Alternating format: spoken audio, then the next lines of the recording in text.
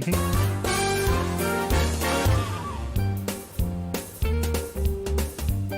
Ooh.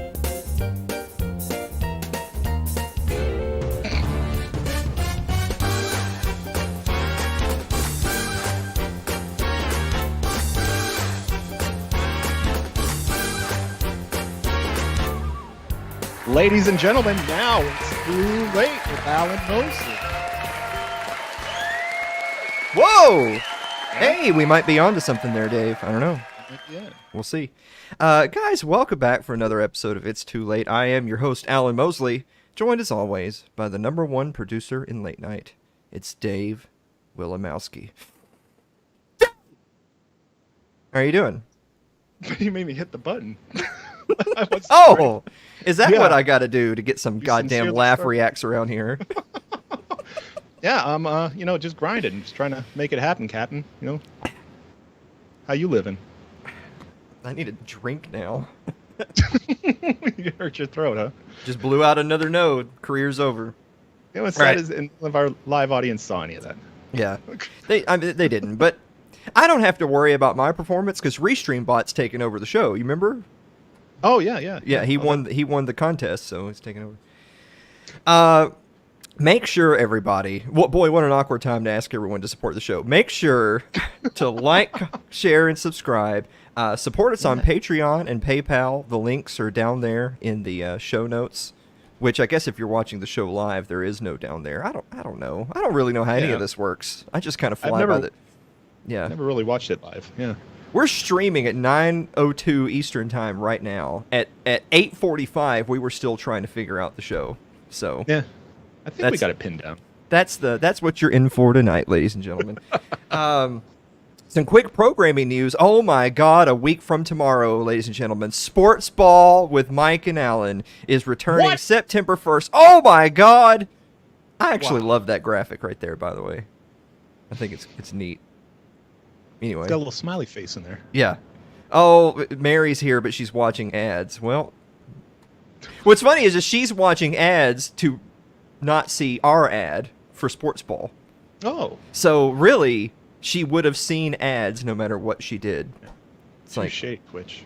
Yeah. yeah, right? Boy, some big things in the news this week. Dr. Anthony Fauci has announced that he is stepping down as head of the National Institute of Allergy and Infectious Diseases. Do we have a picture of Anthony Fauci? Oh yeah, let me pull that up. Yeah, there. There it is. You know Kind what's of an old wild? picture.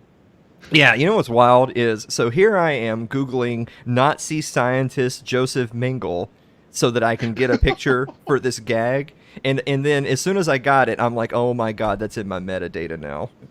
Somebody's on another list. Yeah, now when I get brought in, they're going to say, so what's this about you and Joseph Mengele? Yeah.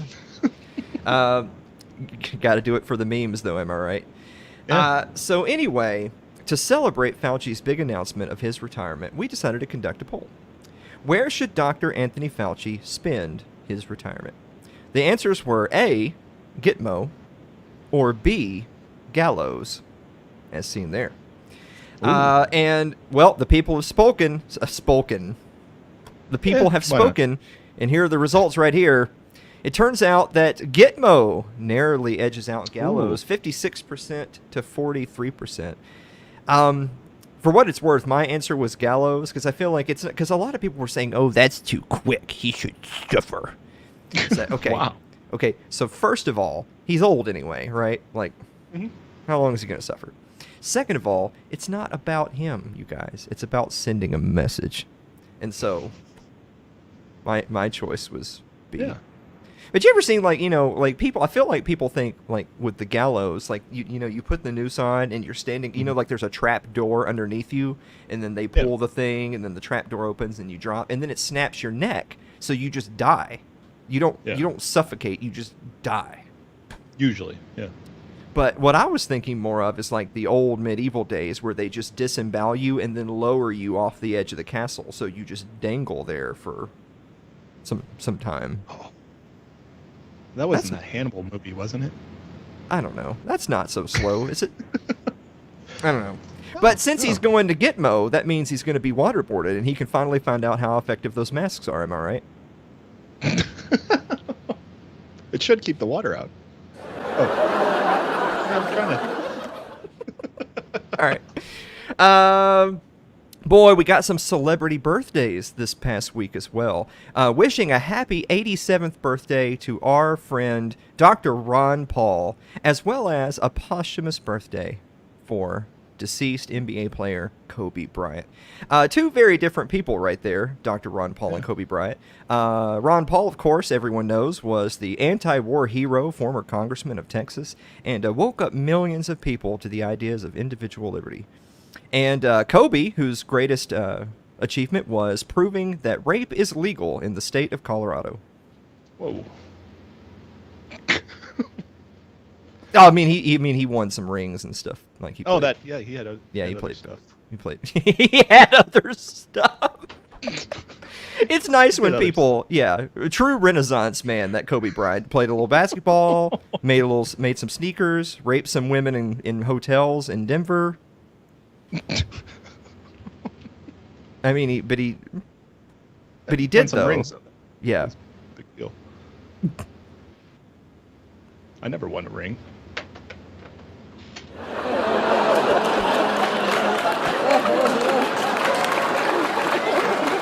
All right, well, that's good for the monologue, don't you think? I think we've done all we could do. Boy, you said it, friend. Guys, we're going to be back with the meme of the week and the viewer mail right after this commercial break. Don't go away.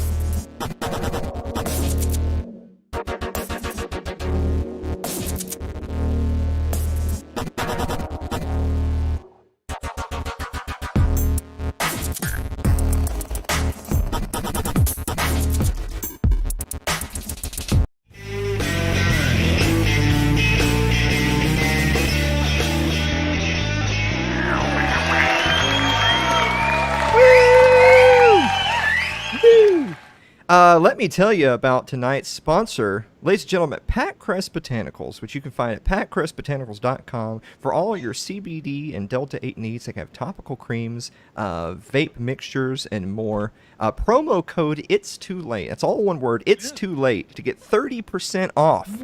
30. Yeah, you're having a little trouble there, Dave. It's every time. I actually have some of it right here. This is the Ascend 3000. Can we get a closer look? And it says on here that it's gluten-free and vegan. That's important to me. So that's patcrestbotanicals.com. Promo code. It's Too Late. Get it. I'm going to open up my fortune cookie. I saw somebody do this the other day where, like, you know how I always open these up and then there's crumbs everywhere and I get all irritable and the rest of the show is just trash. Mm-hmm. So it's over. And so what I saw somebody do is they left the thing closed and then they just, like, beat the shit out of it on the desk. And then the fortune comes out and then they just open the top of the bag and pull the fortune out. Oh. I feel like this is how you make it come true, you know? Like, there's a special, Yeah. I don't know why it made me think of that meme of, like, the possum or the raccoon sitting on the dumpster saying, "This is my garbage." I don't know. This isn't even fucking English. Magic time is Creole. That's not a word. Maybe they meant real, but there's a C. C-R-E-A-L. Oh, I thought you meant like Creole, like Louisiana. Oh, okay. Oh, ooh, yeah. Magic time is Creole when an unconventional person comes to stay. God, I hope it's not Kobe Bryant. I'm gonna have to ponder that for a minute. Yeah, let's think on that. When an unconventional person comes to stay. That's magic time. Yeah, magic time. Is that like the Trump presidency or? Well, What do you Magic think, Sam? Time. Magic Time would be Magic Johnson. That's how you get AIDS. You don't want that. Oh, Yeah. no, it's fine. No, they got that all sorted out. Did they? Did I? Pretty sure. Wow. God, we truly are living in a magical time. Hey Dave, Yes, Alan. what time is it? It's time for meme of the week. It says right there in the book. The book. Want free college? Earn it. Dear God, stop! I'm just a farmer. Sorry, need free college. Hey, that's topical. You don't have to do that anymore. But we do have a bonus Oh, meme. Check out the bonus meme. Fantastic. When the socialism finally starts to kick in, I feel it in my stomach. Well, yeah. I don't know Wait if a that's how. Did she mean that like food?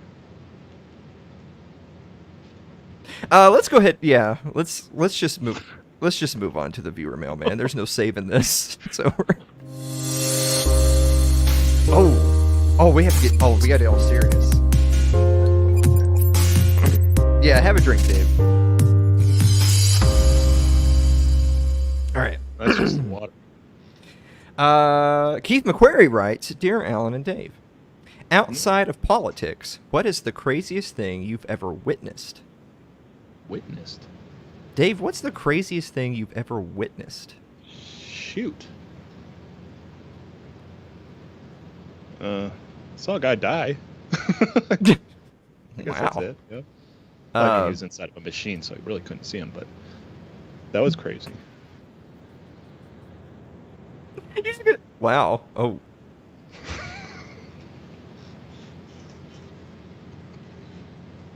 If I had known that's where this was going to go, I'd have saved that for last, not first. Like, Okay. where do we go from here? You know? I'm sure Right. we can lighten it up. What's the craziest thing you saw? I was thinking about that. What's the craziest thing I've ever witnessed? I saw a really bad car accident, like really up close. Like, I mean, it was really, really close to me. And then, you know what? We've got time tonight. We'll just have story time with Uncle Alan. Yeah. So when right at the end of high school, I was with one of my old girlfriends, and we were driving down the left lane of like a 2-lane little thoroughfare in Columbia, Tennessee. And it's right in front of where the mall is, and we're going downhill. And there's like multiple red lights downhill. It's one of those things where like you can't be going 100 miles an hour down this hill because you won't have time to stop. There's lights everywhere. It's a high traffic area too.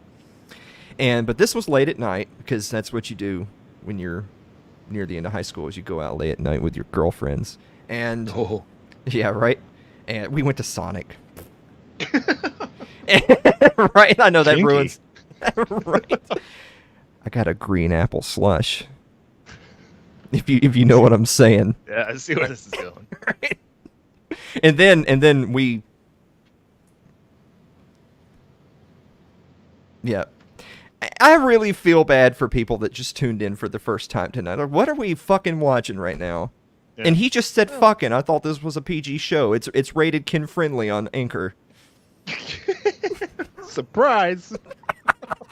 I know. Wait till you see the memes. Anyway, so we're going downhill, and the light turns red, and we stop at the light.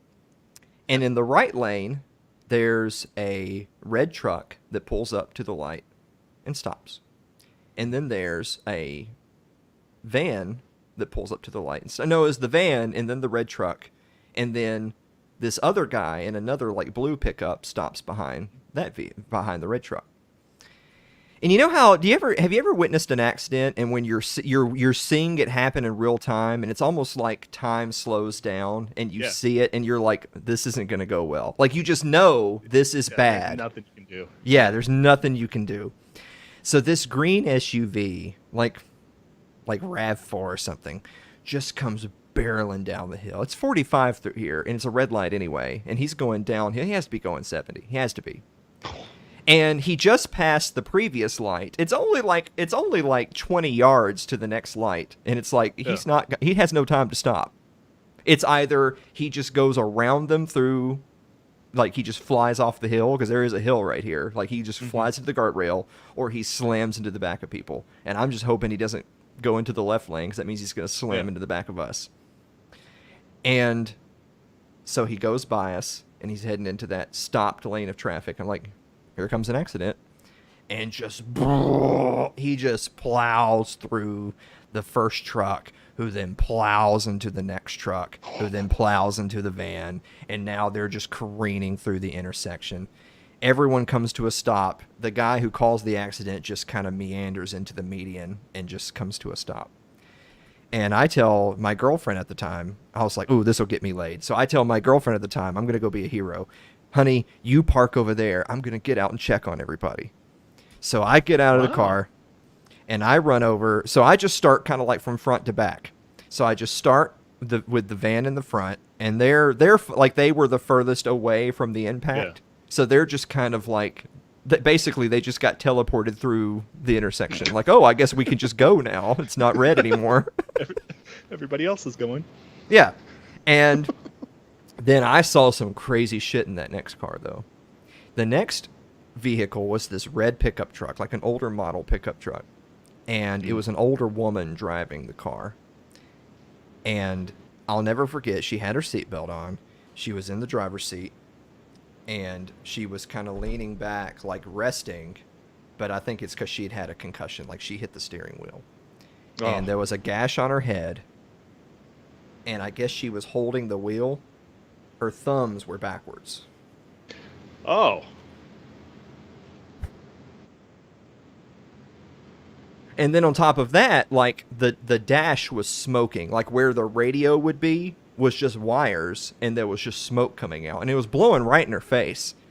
And I was conflicted, because I was like, because I always hear you're not supposed to move people if they might have had, like, a neck thing or something. And she was kind of, like, sitting weird, and I was like, oh, my God, she's broken her neck, too, on top of everything else. But I was like, but we can't leave her here with smoke just blowing in her face, right? Yeah. Like, that's not right. And so the guy that was in the next vehicle, which apparently he got out of it relatively unscathed, he gets out of the car, and he and I, like, are able to rig her door. Like, her door's, like, all smashed in. We're able to get her door open so we can get her out of the truck and lay her down on the ground. Because, again, I was like, I don't think we're supposed to just leave her in there, you know. And so we get her out of the truck. We're trying to see if she's okay. And then I see, like, here come the blue lights and all that stuff down the street. So I'm like, well, full disclosure, I'll go check on the guy who caused the accident, the dude in the green SUV. Like, I mean, he caused the accident, but that doesn't mean, I mean, if it was an accident, it doesn't mean he's an evil person, you know, like, haha, got him, you know. Like, so I go to check on this guy, and then this is burned into my memory. The three things really are burned in. The first is the lady's injuries. The second is I go to check on this guy. It turns out he's like a 20-something Hispanic-looking guy. And I ask him, hey, man, are you all right? He only says one thing back to me. He says, how bad is it? Do you think we have to get insurance involved? Can I just go?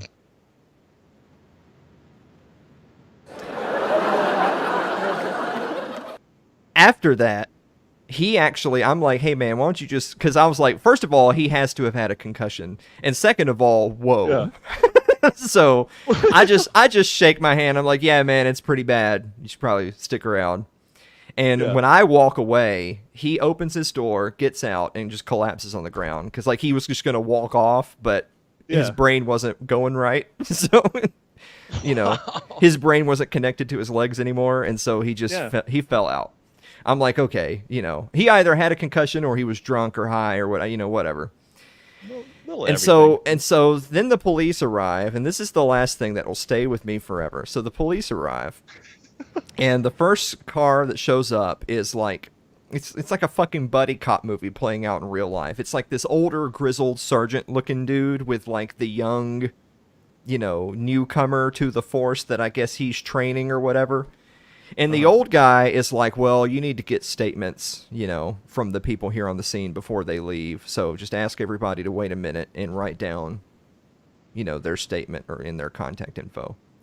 So he, like, and you know how like don't get me wrong. I mean, ACAB. But you know how, like, if you're new to a job and you genuinely want to, like, impress your supervisor or whatever, you're really, like, a go-getter. Like, you're energetic. You're like, yes, sir, I'll do a good job. Yeah. This guy, I saw him. He fucking rolled his eyes at the sergeant for having to get his little notepad out and pen and write things down. And so he comes over to me. He's like, hey, man, tell me what happened. And so I start to tell him, like, my name's Alan. Here's what I saw. I get, like, a few sentences into my retelling of the events. And he just stops writing and holds out the pen and notepad and says, here, you just write it down and give it back to me. I think I trained this guy before. Oh, this is your trainee. Oh, okay, sure, yeah. Yeah, oh, good. And it's one of those things where, like, he held it out. Like, I grabbed it instinctively because he was holding it out. And no sooner than I took it out of his hand, he just walked off. And I literally just I just dropped him on the ground and got in my car and left. I was like, I'm not doing your fucking job for you. This really happened? That part? Yes. It's unbelievable. Yeah. And then I went and enjoyed the rest of my green apple slush. Yeah. So that I forgot the beginning of the story. So that was the important part was green apple's really good. I like green apple. Oh, I love it. Yeah. Yeah. So wow, Keith, you got the whole viewer mail segment just for you. Hope that helped. We might be out of time. I don't know. So that's the craziest thing I ever witnessed. Andrew Avery writes, we should, you know how, like, I'm trying to do a better job each week now of making mental note of where our clips are. Like, I make a few clips each week of the show to, like, drum up, more views. I think this week's clip is going to be Green Apple Slush, and it'll be that story. Okay. All right. Write that down in your note next to prepare more and underline it. We'll definitely read that. All right. Andrew Avery writes, Dear Alan and Dave, is the bouncy castle industry disproportionately impacted by inflation? Yeah. I'm going to say yes. I'm going to say no. Oh. So, Andrew, I don't know if that... Yeah. All right. Yeah. Celeste Annis writes, Dear Alan and Dave, what was your favorite band in junior high? Dave, what was your favorite band in junior high? Junior high. Middle school. Ooh. I couldn't even tell you. I don't know if I was really into music at that time. I was probably listening to whatever my sister was listening to, which would probably be like, Motley Crue and Guns N' Roses and stuff like that. Just kind of following her around. Yeah, nothing really jumps out till like high school. Yeah, Celeste, you're asking the dude that can't remember 2 weeks ago what his favorite band was in junior high. Yeah. Right. When I was in junior high school, I went to a Dixie Chicks concert. No kidding. Yeah, but they're just called the Chicks now because they're fucking Yankees. Oh. Traitors, bitches. Anyway, Tom Mullen writes, Dear Alan and Dave, which boxer was the first to hold 3 world titles in 3 different weight divisions simultaneously? Tom, I think you were looking for Google there, not the viewer mail. Trivia. Wow. Yeah. Tom, come on. Aaron Kittner writes, Dear Alan, and Tom's never coming back on the show. He's been on twice. He's going to hear this and say, well. Yeah. Screw you then. Yeah. Aaron Kittner writes, Dear Alan and Dave, if you had to pick any character in a book, movie, or TV show who is most similar to you, who would you choose? Man, these are hard ones. Yeah, this might be just what we needed for tonight's show. Yeah. You want me to play jazz while we ponder this one? Yeah, probably, yeah. Oh.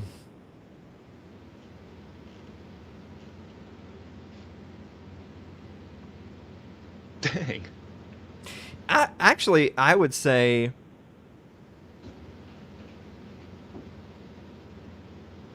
probably the guy from Office Space. There's a couple. Milton? Well, no. Like the main character, like the guy who he just realizes one day that he doesn't care anymore, be damned his Yeah, own life and security and financial freedom, and just gives up.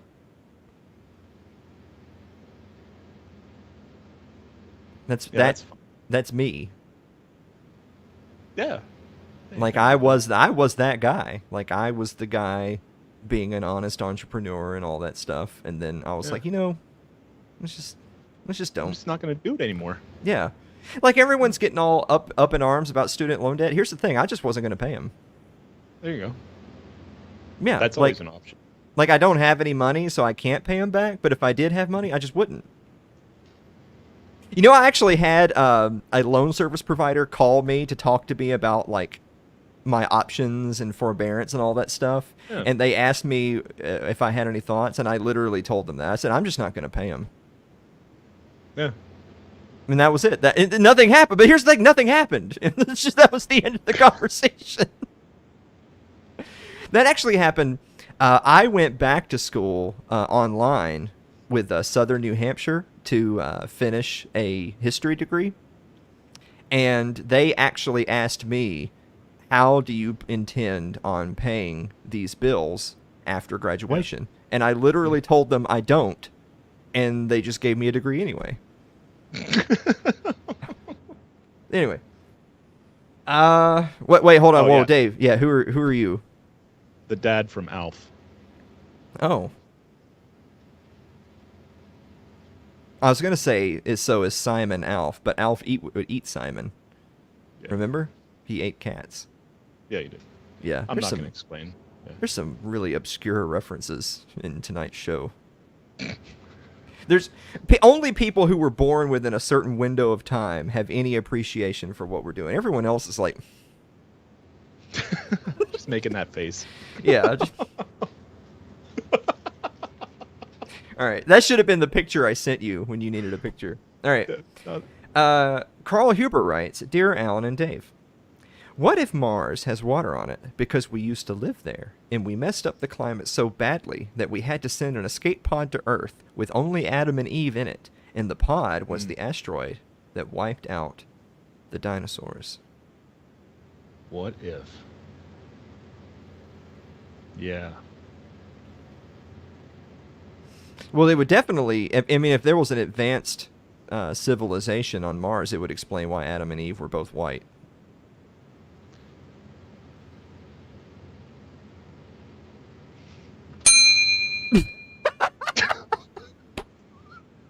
All right.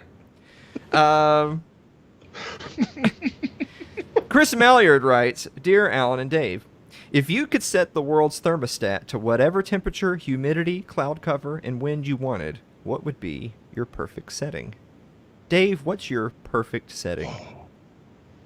It's really hard because I live in an area with all the seasons, even the horrible ones, and I like them all for different reasons.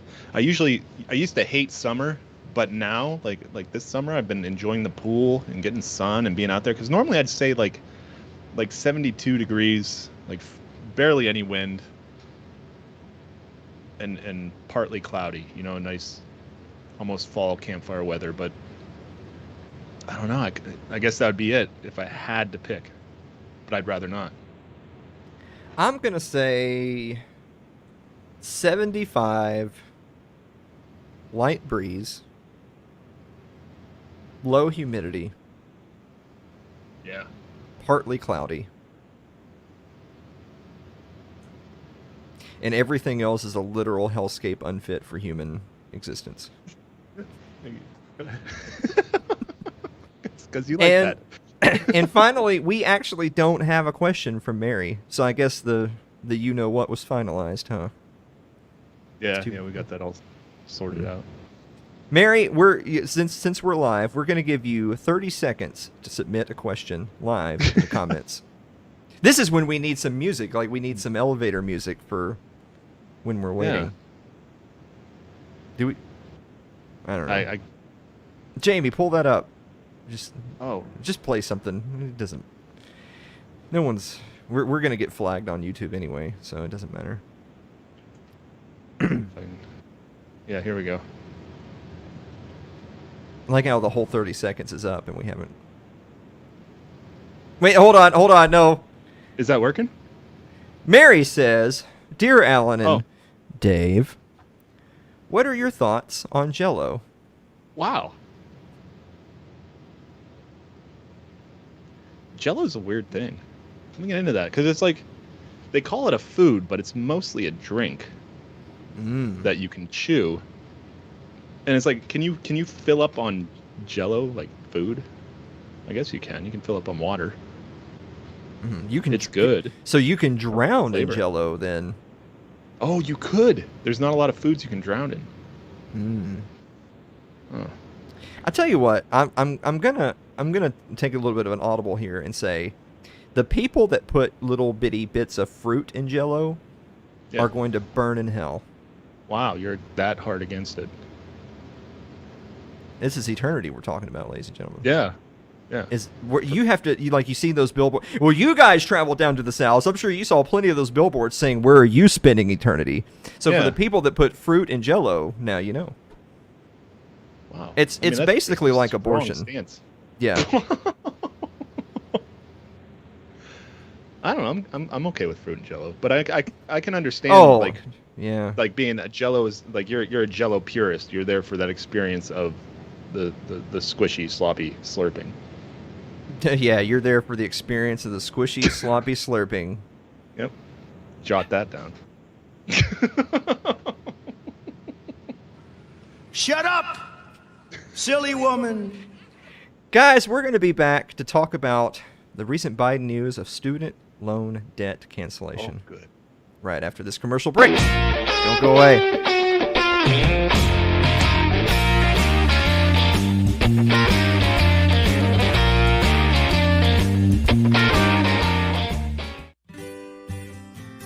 Your ad could be playing right now, reaching thousands of potential customers.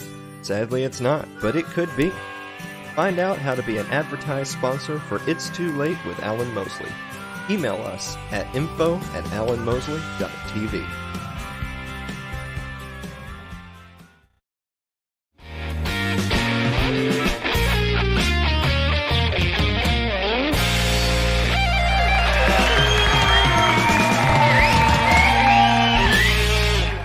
Welcome back to the show, everybody. Our guest this evening is nobody. We don't have a guest. Jokes on Dave, because the last few weeks, this is the time of the show. You just take a break, just go stretch your legs, have a drink, just do some laundry, perhaps. I often do that. Yeah. Play a little Minecraft. Also, I gotta email that info@alanmosley.tv. So I was thinking about finding out how we can become an advertised sponsor. Yeah. Don't fucking gaslight me. We're not talking about you and your bullshit commercial that doesn't exist. Look at you with that. You don't have a commercial. You've never had a commercial. Your bullshit, sir. Fuck you. All right. Before we talk about the student loan debt cancellation, I need to tell you about tonight's other sponsor. That's the Tennessee Hot Sauce Company. A lot of you guys met Danny of the Tennessee Hot Sauce Company down at the live event this past year. Danny was there. It's really cool. Tennessee Hot Sauce Company, which you can find at tnhotsauceco.com. I've actually got my favorite flavor here with me at the desk. This is the garlic habanero. Can we get a picture of the garlic habanero? Oh, I got some of that. That's Oh, good did stuff. you get some of it? Yeah. Yeah. So it actually has right here. Check this out. They've actually got the personable and problematic meter on the bottles.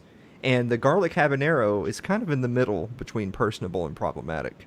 That's convenient. I like that kind of stuff. Yeah, I know. This is really cool.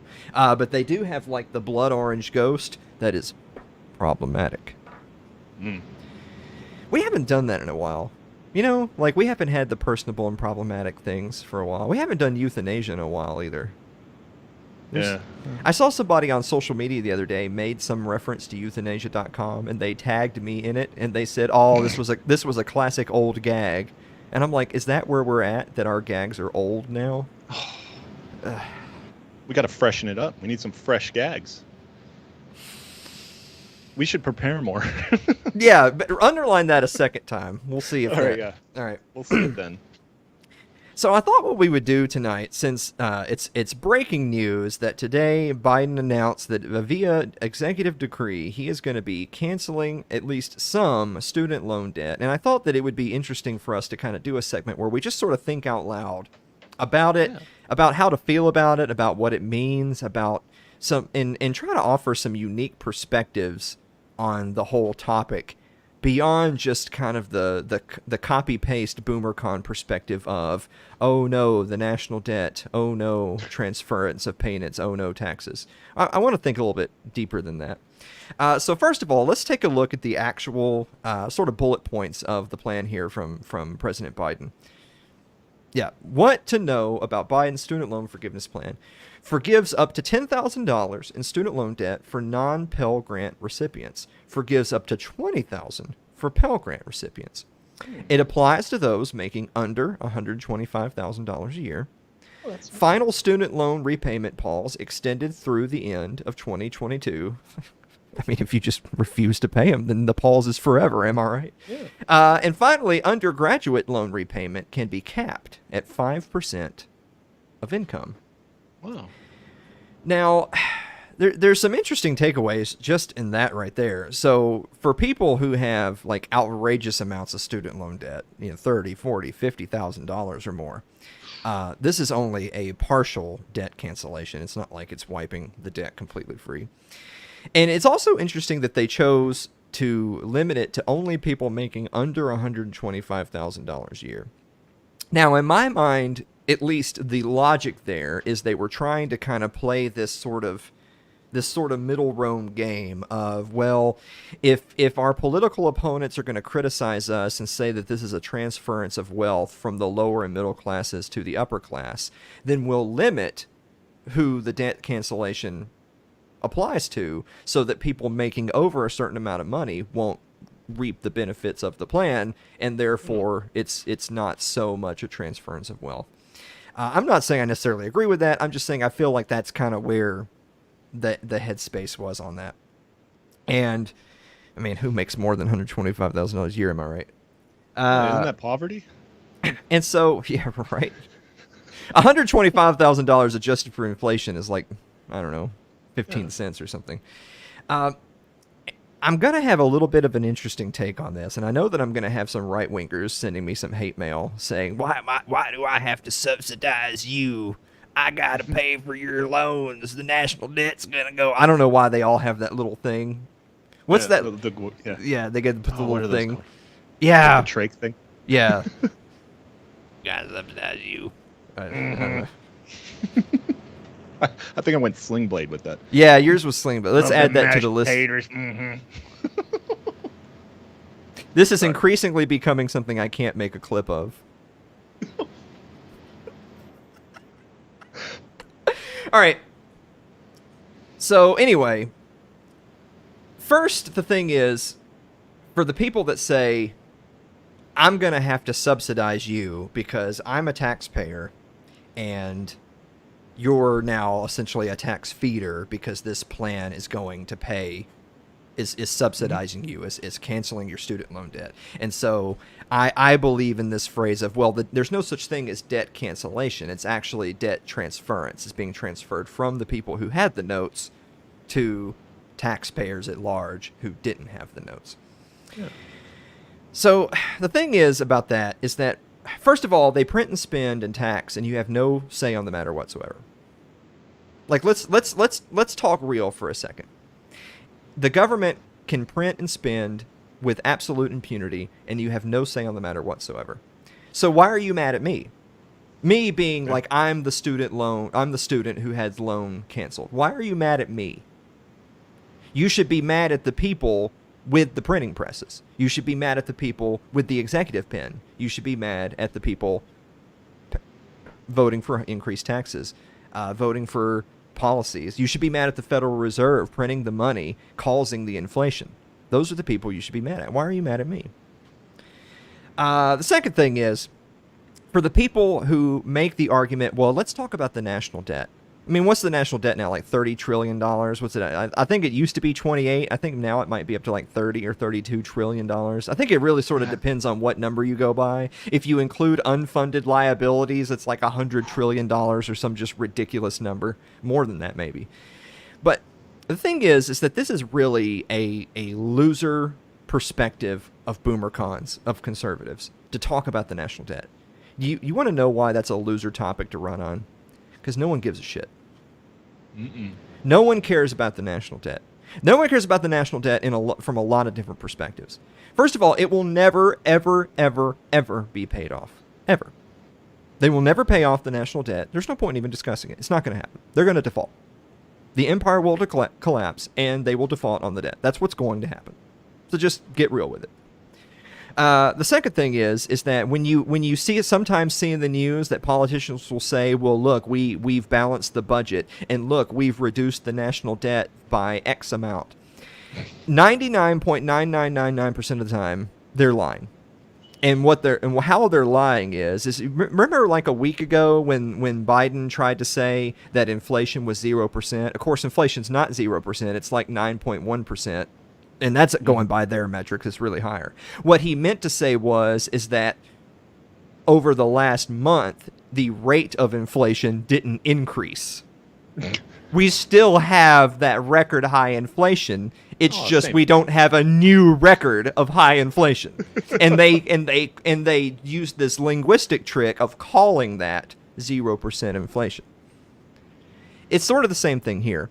A lot of times when they make the claim of, oh, we're reducing the national debt. No. They didn't reduce the national debt in real terms by a single cent. What they might have done, and this is only a maybe, what they might have done is reduced the increase of the national debt. They slowed down how much it went up last month. That's what actually happens, but they will use the term, we decreased the national debt. So they're lying. Something I say on the show all the time, by the way, that super applies to this entire segment. They don't respect you enough to lie well. Mm-hmm. So let's keep in mind. And finally, that there's a last point here that I've seen a lot of right-wingers, a lot of right-wing media especially, a lot of your Fox News types, your Daily Wire types. This is something a lot of them have been saying. It's not fair to those who did pay their student loans. It's not fair for people who saved their money, who worked effort. But they liked it. This is what they love to include in here. It's not fair to the service members. It's not fair to the military who earned theirs, as our meme from the previous segment implied. By the way, they always bring up military, but they'll never bring up other people in the service sector, like teachers, for instance. Like, those people that are raping all those children. They never bring those people up. But the PSLF, there's that program where if you work in public service for a certain number of years after graduation, they cancel some or all of your student loan debt. That's already existed, but that was only for people that served the regime for a certain period of time. It's exactly the same thing as military members. Sorry to burst your bubble there, but the soldiers going to shoot brown kids overseas and drop, drone strikes on funerals and weddings so that they can get some free tuition and a Dodge Charger. It's the same thing as the teachers that are all teaching your 5-year-olds about, gender fluid nonsense. They're getting their debt paid off because they're working for the regime. It's just something to keep in mind. So lastly, to that point, it isn't fair. You're right. It's not fair. You know what else is not fair? It's not fair that when I was trying to be an honest entrepreneur and running my printing business, I ran a printing business for about 7 or 8 years, and I never paid myself more than like $29,000, $30,000 a year. That's all my take-home was. And that was my take-home after I had to pay tens of thousands of dollars in taxes, in business taxes, personal property tax, sales tax, the whole 9 yards. And then what my meager take home after the government took most of it, I then had to turn around and pay thousands of dollars upon that because they love to double dip, triple dip, quadruple dip, especially on small business owners. Was that fair? I don't think that was very fair to me. It also wasn't fair because I actually opened my business right around the time of the last big bubble bursting. And remember 2007, 2008, the whole financial Oh, crisis yeah. and real estate and all that stuff. It also wasn't fair that during that same time, they gave trillions of dollars to the banks and the megacorps. Remember the automobile companies and the airliners, all that. Too big to fail. Yeah. Too big to fail. The print stop wasn't too big to fail. Fuck me. But Yeah. they got $1 trillion. Boy, gosh, I remember in the ancient lore of 2020 when the police came by and knocked on our door and said, "Hey, I better not see the lights on in there. Y'all better not be doing any business there at the party room. We're locked down right now." They're gonna come write tickets and arrest people if we try to conduct business because the government says you can't be in business right now. We have a pandemic. That wasn't very fair. That business is gone now. That job is eliminated. And what's more, a lot of the people that we did work for, they're gone too. They're not coming back. But don't worry, they gave us a stimmy check. I got 1 month's rent out of losing my income. Was that very fair? I don't think it was. It also isn't fair. Let's talk about foreign policy a little bit. It's not fair that they give billions and billions and billions of dollars to prop up evil dictators around the world and using some other billions of dollars to bomb the poor peasants of other evil dictators around the world. Right, literally as we speak, I think they just announced Biden issued like another $3 billion in foreign aid to literal neo-Nazis fighting a proxy war against Russia. Is that fair? By the way, these are all things, Mr. BoomerCon, who's upset because you have to pay the student loan debt. Dude, you're not paying jack fucking shit. They're just going to print and spend the money, and they're taxing you to keep you enslaved. It's not really a matter of you paying anything. It's a matter of keeping you under their thumb. But if we're going to go by your logic of you're having to pay it, you're having to pay for all this stuff too. Where was your righteous indignation then? You're having to pay for all that. You're paying for them to starve some kids in Yemen right now. How do you feel about that? You good on it? Like it. No. So, I guess one thing I really want to emphasize before we move on tonight is you're seeing this narrative sort of emerging of it's always an us versus them, but the them is never the ruling class. It's other Americans. The ruling elites on both sides of the political spectrum are working overtime to make sure that one group of Americans are upset at another group of Americans over who does and doesn't benefit from the latest boondoggle. You have missed the forest from the trees if you fall into that trap. I refuse to be drawn into that narrative ever again where I turn my ire upon another class of citizens as opposed to understanding who the real enemy is. And I promise you, no matter which side of that little argument you fall on, the ruling class always wins. But it sounds like that's some fucking commie gobbledygook. Yeah, forget what I said about the buttons, Dave. Let's just roll those back. Yeah. If ultimately, if you hear what I have to say tonight and you're the random BoomerCon that's typing up your angry message for me right now in the comments, if your takeaway from everything I just say is, well, I'm not going to support what Alan says because it's wrong, while they continue to do it, be damned what you think, by the way, and I won't recognize something I consider unconstitutional, while your opponents observe or ignore the Constitution to meet their needs, by the way, then you must love losing as much as the conservatives do. Speaking of that, we talked about that tweet earlier from our friend Michael Bolton. I want you to pull that tweet up here from Bolton. Just thinking out loudish. Is there anything in the Constitution that authorized the feds to get involved in the loan business? And if not, do illegal loans need to be paid back anyway? Now, I didn't have the whole tweet there. I want to read the rest of his thoughts. He went on to say, if an unlicensed financial institution was investigated by the feds for offering financial services, like loans, that weren't authorized by law or the Constitution, the feds would put those people in jail and not require the people to pay anything back. So, for my dear constitutional boomer-con friends out there, if you're gonna die on the hill of the Constitution, take it all the way. Take it all away. Take it all the way, and say that the feds don't belong in the business of student loans at all.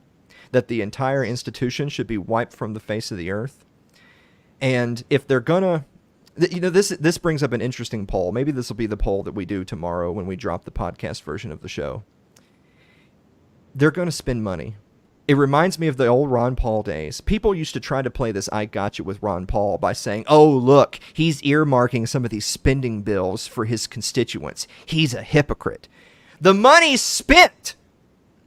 He's trying to get some of the money back for his constituents, the taxpayers in his district. If he doesn't, they'll just spend it somewhere else. So if I have the choice between them spending a few $100 billion on gender studies in fucking Pakistan, or them giving that money back to some taxpayers like me who have been paying out thousands over the course of my life and got nothing actionable in return, then I just assume they give it to folks here at home. It's not perfect. It's the situation we live in. I'll end on this note. A lot of my attitude about all this comes from the late, great Harry Brown, who was the Libertarian Party presidential candidate a couple of times, is really the face of the LP in the 90s and early 2000s. And his sort of perspective on this, actually, I want to pull this up, is it's sort of what lens do you evaluate this sort of thing from? Do you evaluate this through the lens of, well, this is just a good faith debate within a legitimate representative government bound by a strict constitution? Do you actually believe that's what this is? Or is it better to judge this whole issue through the lens of, you're being oppressed, you're trying to survive behind enemy lines under the thumb of tyranny, take everything you can get, give nothing in return? That's the attitude you should have about things like this, because this is not a good faith representative government. This is tyranny, and you have to do what's best for you to survive. I bet most of you that got a stimmy check didn't rip it up. And you were right not to. Yeah.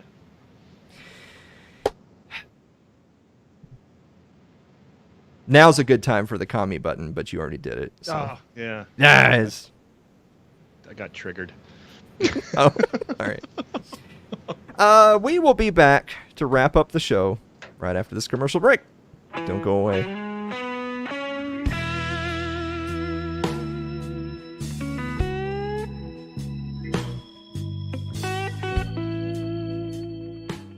If you're enjoying tonight's show, consider supporting the program by becoming a member of our Patreon.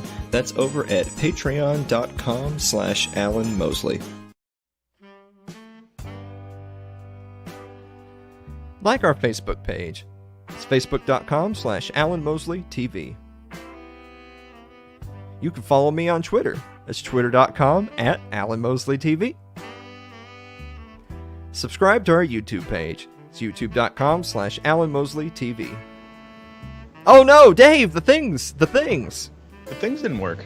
No, well now they're gonna, God knows it's automated, so they're just gonna pop up now. Yeah, there's Odyssey. We're on Odyssey. It's just, it's y'all ain't gonna go anyway. Fuck y'all. Yeah. And then let me hear. I'll help you out. And then there there's it's a podcast too. You can listen, and then you won't see all that smut. In the meme of the week section. Then you go on iTunes and you like it and you leave a review, 5-star rating. Yeah. I should do a clickbait thing where I say Mia Khalifa's on It's Too Late. Because it's not true. Yep. I should send an invite. She should be a guest. Well, I was asking Dave during the break there. I hope that little rant came out okay. Wait, hold on. I'm sorry, hold on. Adam says Mia who? Adam, no one believes you. Come on. Come on, man. I heard right. She's doing good. She's got a family going and stuff. Oh, really? I don't know. I've seen Can some you memes. even get milk out of those things? Oh my gosh. I've ruined the show. I've done it. There was this Finally. passionate, impactful segment, and then Mia Khalifa, and then yeah. Mary says, Dave, don't trip on the cat when you walk into our room to change. He's right in the doorway in the shadows. He's in the shadows. He likes to lurk in the shadows. Oh, that's very cat-esque. All right. Dave, do you have a final thought? You seem worried about this show, putting one together last minute, and I think we did pretty good. I think this was fun. Mhm. I think I drank just the right amount to not ruin it too much. We got a few technical difficulties, which was always fun. And you had a great rant. I really enjoyed it. Yeah, you were doing, we didn't even announce it, you were doing a taste testing throughout the entire episode. Yeah. Tasting the same thing over and over again. Yeah. Yeah, that's pretty cool.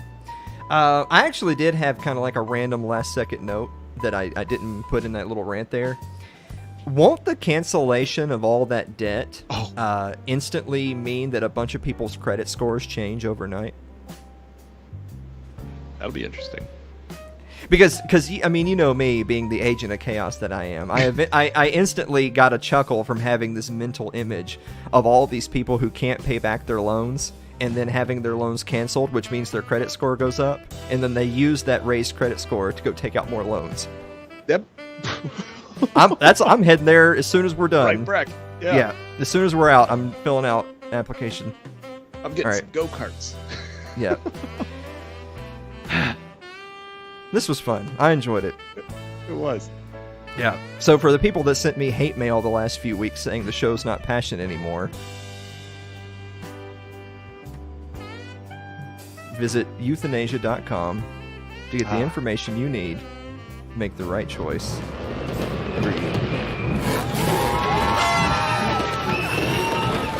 Guys, thank you so much for watching another episode of It's Too Late, and we will see you next week.